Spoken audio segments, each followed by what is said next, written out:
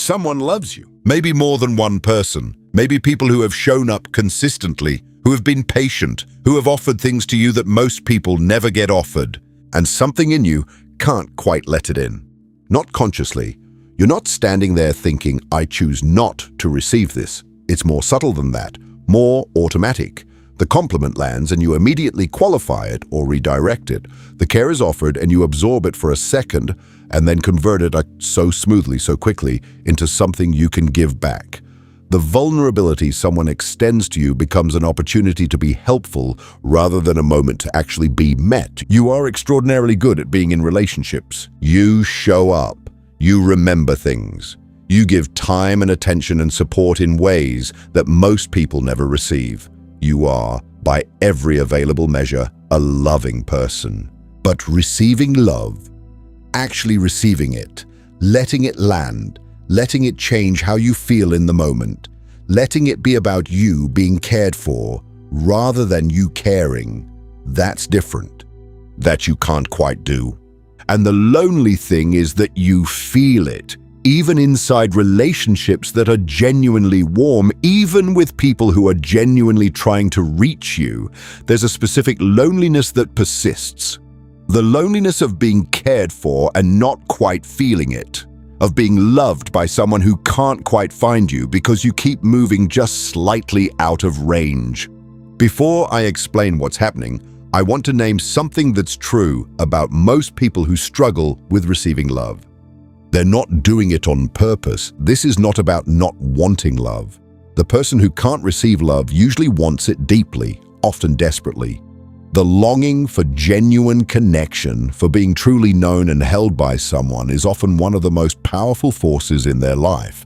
The problem is not a lack of wanting. The problem is a structure, a set of very old, very embedded, very automatic responses that were built before you had any say in the matter. And those responses are protecting you from something, not from love, from what love has meant in the past. From the specific version of vulnerability that comes with receiving, with depending, with needing, with letting your sense of okayness rest even temporarily on someone else's presence and care. That kind of vulnerability has a history for you. And the history is why the structure exists. Here's what I mean by structure. When we talk about blocked intimacy, it's tempting to frame it as a choice or a fear. Like, you're afraid of intimacy, so you avoid it. But it's not quite that simple. The blocking isn't usually conscious. It doesn't feel like a decision. It feels like just how things are. The moment someone gets close enough to really see you, not the capable together version, the actual version, something shifts. Sometimes you can feel it. A slight pulling back, a change in the quality of your engagement, a subtle redirection of the energy. Sometimes you can't even feel it. You're just in the conversation, and you're warm and present and genuinely there, and afterward the other person feels like they got close, but not all the way. Like there's a room they almost got into, but the door was never quite open. The door is not open because opening it feels somewhere below the level of conscious thought, like danger. Not real danger, remembered danger. The danger of needing someone and having that need not be met in the way you needed it to be. The danger of depending on someone who wasn't quite reliable. The danger of being fully seen and the seeing not being met with what you needed. These things happened. They left marks, and the marks became a structure, a set of very efficient, very loyal, very automatic responses designed to make sure you are never again in the position of needing something from someone and not having it met. The solution the structure found was elegant. Don't need. Or more precisely, need only in ways you can manage. Only in ways that don't actually require the other person to come through in any fundamental way. Give instead of receive. Help instead of depend. Be essential to them rather than allowing them to be essential to you. That way, you're never at the mercy of someone else's capacity or willingness to show up. That way, you're safe. This is the conversation most people are afraid to have with themselves. If it's reaching you, subscribe. We go here every week. Here's something worth looking at directly. The person who can't receive love has usually become very skilled at a specific thing, being the one who gives. And this isn't fake. The giving is real. The care is genuine. The capacity to attend to other people, to see what they need, to be there for them, to be the person who shows up. That's not a performance. But it's also not neutral. Because giving has a quality that receiving doesn't. When you're giving, you're in control. You're the one with the resources, the capacity, the something to offer. You're not in a position of need. You're in a position of abundance, or at least of having enough to share. Receiving puts you in the other position, the position where you don't have something and someone else does, where you are dependent even briefly on someone else's choice to give. That asymmetry, that moment of genuine dependence, is what's intolerable. Not because you're proud or because you think needing is weakness in some abstract philosophical sense, because needing at a very specific and very personal level has been associated with outcomes that were painful, with reaching for someone and the someone not being there in the way you needed, with being in the position of needing and finding that the need was met with inadequacy or absence, or the message that your needs were too much. So the system learned, don't be in that position. And giving is how you avoid being in that position. You can be loved without being needed. You can be cared about without depending. You can have connection without vulnerability, or so it seems. The cost of this arrangement is high, and it's mostly invisible. The most obvious cost is loneliness. The specific kind I mentioned at the beginning. The loneliness that persists inside love. The feeling of being genuinely cared for and somehow not quite reached. Because you're not quite reachable, not all the way. And on some level you know it, even if you'd never put it in those words. But there's another cost that's less talked about. The cost to the people who love you. When someone loves you and you consistently can't receive it, when every bid for genuine closeness gets subtly redirected, when every moment of potential depth gets managed back into something more comfortable, the person loving you eventually starts to wonder. Not consciously maybe, but they wonder. Am I doing something wrong? Why does it feel like I can never quite reach them? Do they actually want this? Do they want me? And often they start to pull back, not because they love you less, because offering something again and again to someone who can't receive it is exhausting in a way that's hard to sustain. The thing that was supposed to protect you from loss, the structure that was built to make sure you never again depend on someone who might not be there, is creating the very disconnection it was trying to prevent. That's the painful irony at the center of blocked intimacy. The protection becomes the problem. I want to talk about what receiving love actually requires, because I think people underestimate it. They think of receiving as passive. You just accept what's offered, like receiving a package. You open the door, you take it, done.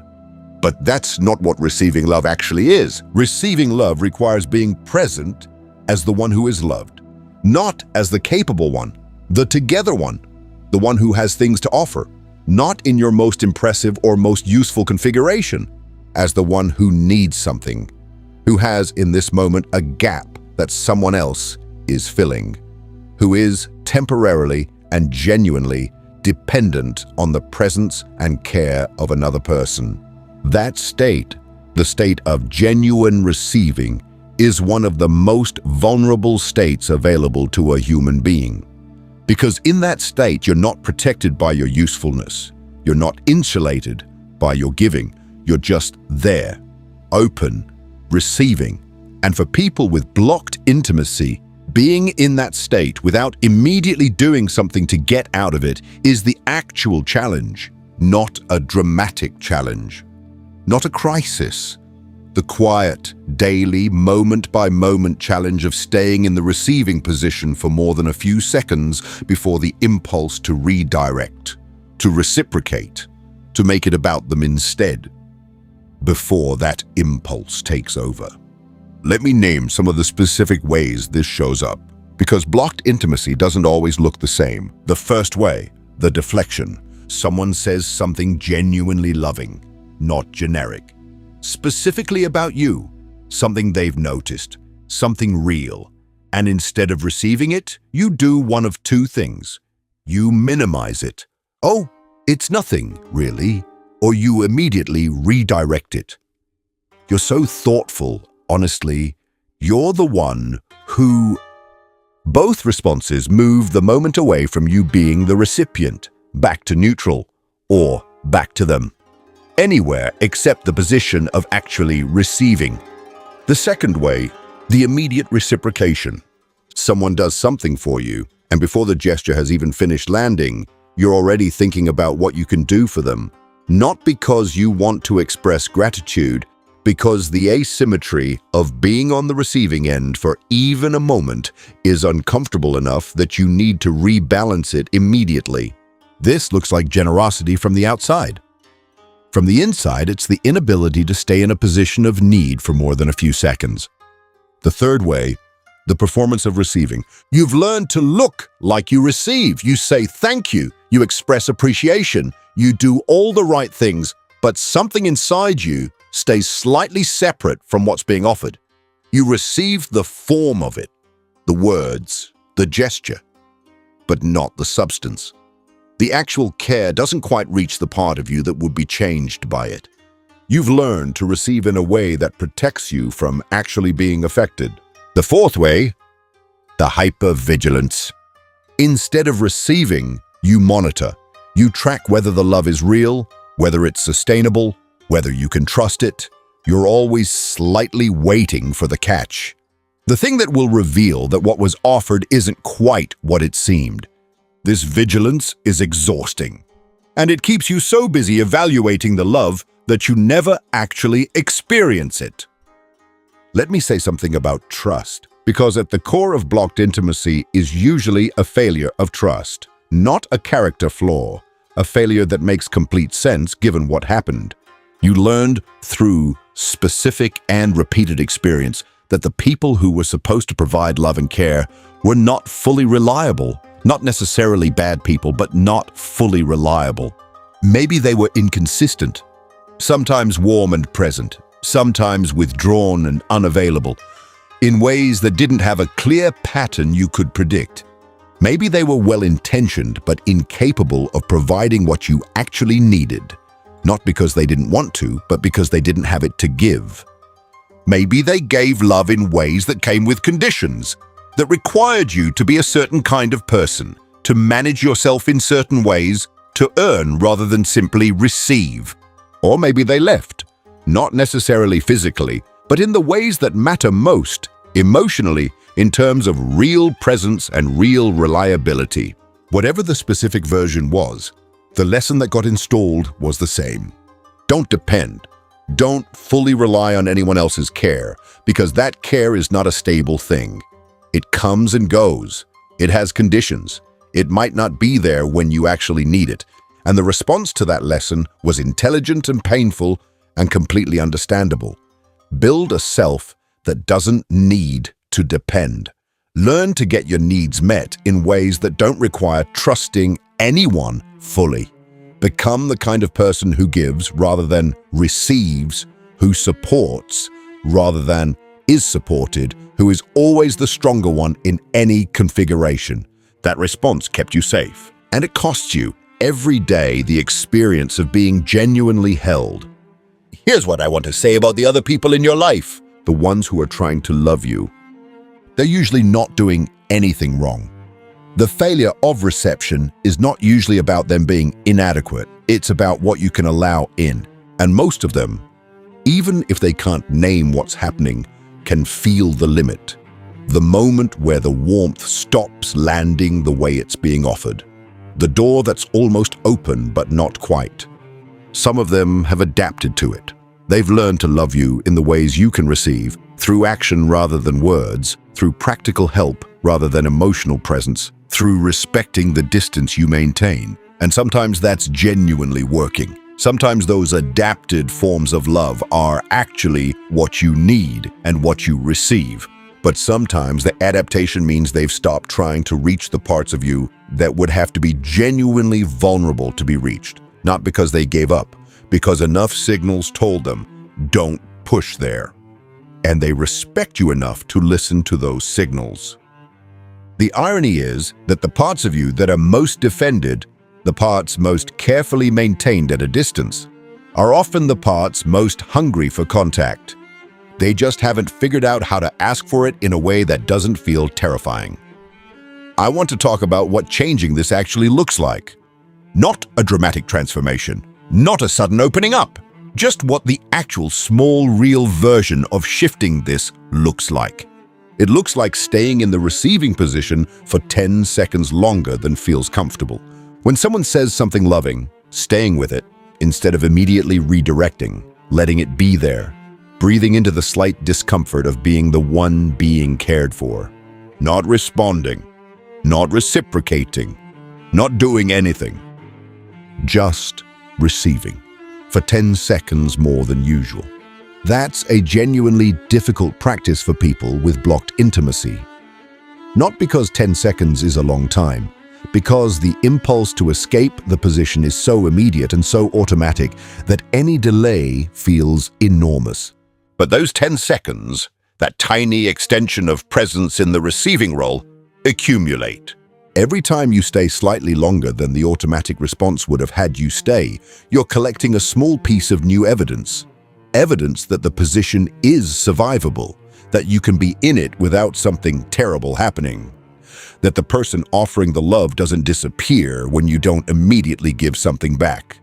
That evidence doesn't land immediately. It builds over time, very slowly, in the structure that was built to protect you. But it does build. There's a question I want to ask you directly. When someone loves you, not generically, specifically, in a moment of genuine care directed at you, do you let yourself feel it? Not perform receiving, feel it. Feel the actual sensation of being loved, of someone wanting good things for you, of someone having paid attention to who you actually are, of someone choosing to offer their care to you specifically. Do you let that actually change how you feel in the moment? For many people with blocked intimacy, the honest answer is not fully, or not often, or I'm not sure I know what that would feel like. And that's not a critique, that's just where you are. But it's worth sitting with, because the life in which you let yourself fully feel the love that's being offered to you is a substantially different life from the one you're in. Not easier, necessarily. Receiving fully also means being vulnerable to loss in a way that giving doesn't. The more you let in, the more there is to lose. But richer, more lived, more actually yours. Here's something that changed my understanding of this. People with blocked intimacy often describe a recurring experience of almost letting someone in, almost being fully there, almost having the connection they want, and then something pulls them back. Right before the real opening, right before genuine depth would happen. For a long time I thought this almost was about fear, about not being ready, but I've come to think it's something else. I think the almost is the feeling of what's being missed. It's not just that the door was almost open, it's that part of them got close enough to feel what full receiving would be like. And the feeling was so unfamiliar, so outside anything they've been allowed to have, that it produced something that felt like danger. Not because it was dangerous, because it was too much, the thing they've always wanted and learned not to trust. And the pulling back is the old response, the one that says, don't go there. You know how this ends, but you don't, not anymore, not with this person, not in this life. The ending isn't written yet. One last thing, blocking love is not a character flaw. It's not something to be ashamed of. It's not evidence that you're incapable of intimacy or unworthy of love. It's evidence that you're human, that you learned from your experience, that your nervous system did exactly what nervous systems do. It built a response to the world it encountered, and it's been applying that response ever since. The response made sense once. It protected something real. It kept you functional in circumstances where being fully open would have cost more than you could afford. You don't have to hate it. You just have to notice when it's activating in circumstances where the original threat isn't present, when the person offering love is genuinely safe, when the vulnerability is survivable, when the cost of blocking is higher than the cost of receiving. In those moments, and they're probably more frequent than the old structure believes, you have a choice. Not an easy one, not one that comes naturally, but a real one. You can stay in the old protection, or you can let 10 more seconds of the love in and see what happens. And you might find that what happens is not the thing you've been protecting yourself from. You might find that what happens is the thing you've been longing for. Let me talk about something that doesn't get said enough in conversations about intimacy: the difference between being liked and being known. Most people want both. But when there's blocked intimacy, there's often a strong preference, usually unconscious, for being liked over being known. Being liked is safe. It's based on what you present, and you have significant control over what you present. You can be warm, interesting, capable, thoughtful. You can make yourself likable through deliberate and genuine effort. Being known is different. It's based on what you actually are. The unmanaged version, the version that exists when you're not trying, the version with the fears and the needs and the contradictions and the parts that aren't as polished as the parts you usually lead with. And the risk of being known is specific. What if the knowing changes how they feel about you? What if the full picture, not the curated version, not the highlight reel, but the actual, complete, messy truth of who you are, isn't met with the love you hoped for? This is the fear underneath blocked intimacy in many cases. Not the fear of love itself, the fear of being seen fully and found insufficient. So you manage what's seen, you let people in up to a certain depth, and then there's a flaw. The conversation gets warm and genuine, and then something stops it from going further. The relationship develops, and then it levels off. You've been liked by many people, deeply liked, genuinely, but truly known by someone who has seen the real version and loved that. That's rarer, not because no one is capable, because you haven't let it happen. Here's something about the body that matters. When someone loves you, when they're genuinely present with you, when the care is real and aimed at you specifically, your body knows before your mind does. There's a softening that happens, a slight release of something that's usually held, a warmth that's physical as much as emotional. Most people with blocked intimacy are very skilled at not letting this happen, or at letting it happen just slightly and then bringing things back to the managed state before it goes further. Not deliberately. The regulation is so fast and so automatic that it doesn't feel like a choice. But if you pay attention, if you slow down enough to notice what's happening in your body in the moments when someone is genuinely caring for you, you can feel the two things happening simultaneously. The beginning of the softening and the immediate subtle response that brings it back up, the armor going on before it fully came off. That tiny window, the moment between the beginning of the opening and the moment the closing starts, is where the actual work is. If you can stay in that window just a moment longer, if you can let the softening continue just a few seconds past where it usually stops, that's not a dramatic intervention, it's a microscopic one, but it's where real change in intimacy happens, in those tiny extensions of openness, not in the grand gestures. I want to talk about the relationship you have with your own needs, because blocked intimacy isn't just about receiving love from other people, it's also about the relationship you have with your own neediness. Most people who can't receive love have a complicated relationship with the fact that they have needs at all. Somewhere along the line, needing became shameful, or dangerous, or both. Maybe the needs were too big for the container available. Maybe expressing them led to being a burden, or being criticized, or being told to handle it yourself. Maybe the people around you were so depleted or so unavailable that you learned to make yourself as low maintenance as possible just to preserve the relationship. And the lesson that got installed was, your needs are too much, or your needs are your problem, or simply, you don't need things. and you believed it. Because you had to believe it. Because believing anything else, believing that your needs were legitimate and that having them wasn't a character flaw and that someone might actually want to meet them, felt too dangerous, too exposed, too close to the thing that had already failed you. So you became self-sufficient, admirably, impressively, exhaustingly self-sufficient. And now someone loves you, and they want to meet some of your needs, and you don't know how to let them. Because letting them would require admitting you have needs. And admitting you have needs feels like confessing to something you've spent years trying not to be. That's the cycle. And naming it is the first step to interrupting it.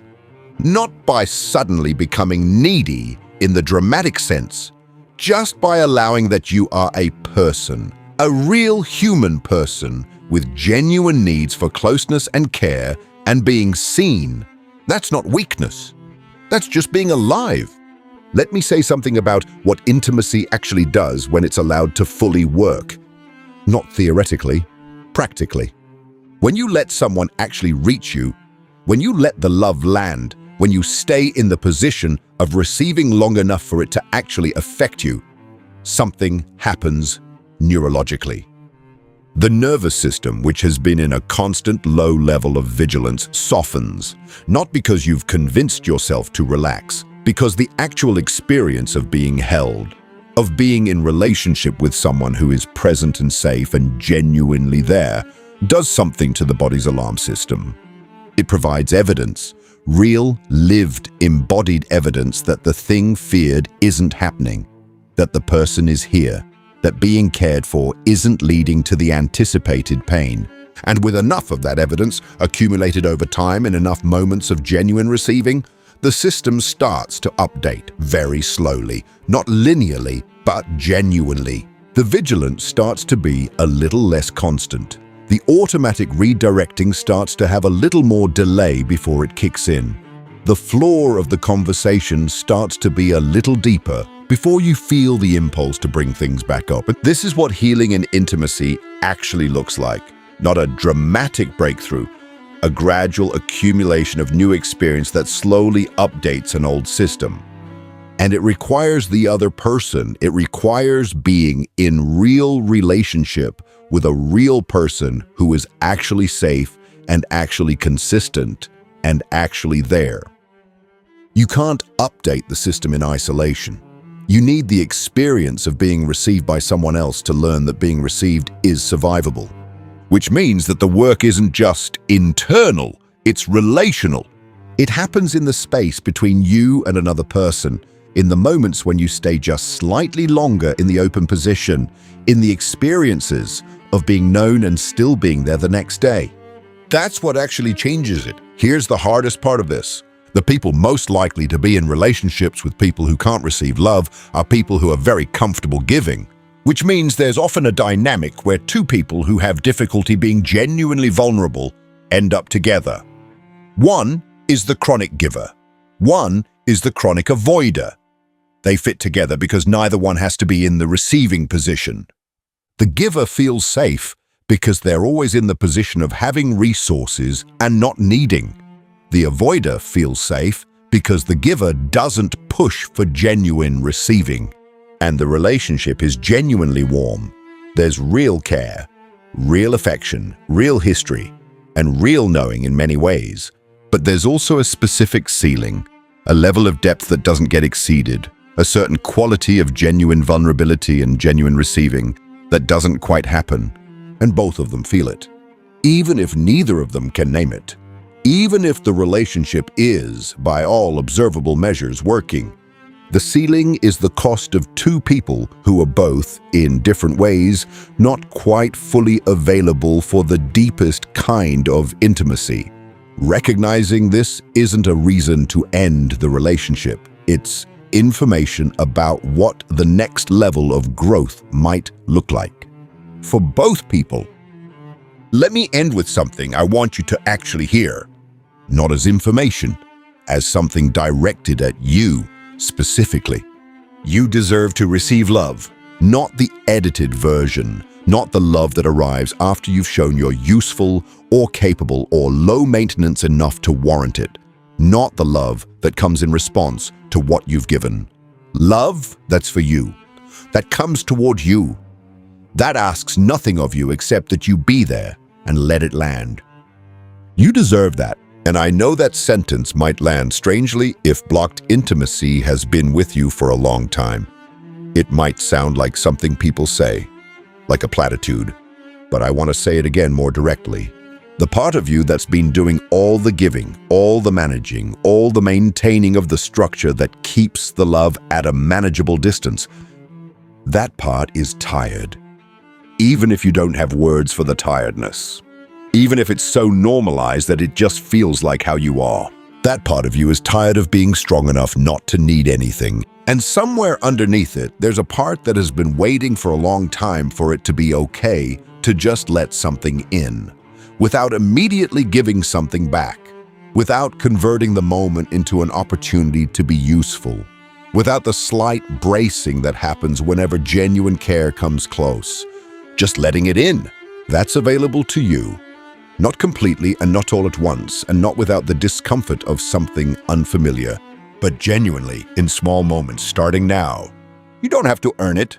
You just have to let it. And if letting it feels like too much, if even the idea of it produces the familiar tightening, that's okay. That's just the structure doing what it was built to do. Notice it. Name it. And let 10 more seconds of the love in anyway. That's where it starts. That's genuinely where it starts. Not in a grand decision to be different. Not in a complete dismantling of everything that was built to protect you. In a moment. The next moment, someone reaches for you. Stay just a little longer than usual. See what's on the other side. For the comments, when do you find it hardest to let love in? In what specific moments does the pulling back happen? You don't have to have the answer. Just notice. I'll see you in the next one. Word count, 5,000 plus words. Estimated video length, 40 to 45 minutes.